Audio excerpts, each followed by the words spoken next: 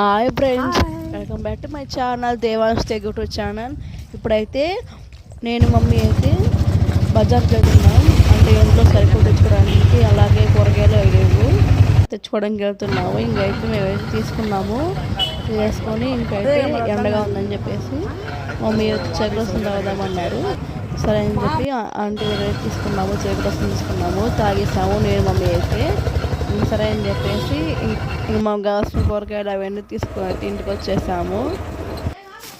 నేనైతే నా కోసం, చెల్లి కోసం బాదం పాలు, ఎగ్ పఫ్, కూల్ డ్రింక్, అలాగే జిలేబీ తీసుకొచ్చాను. ఇంక ఇంట్లోకి అయితేనేమో కూరగాయలు, టమాటా, పచ్చిమిర్చి, కొత్తిమీర, అల్లం అవి తీసుకొచ్చాను.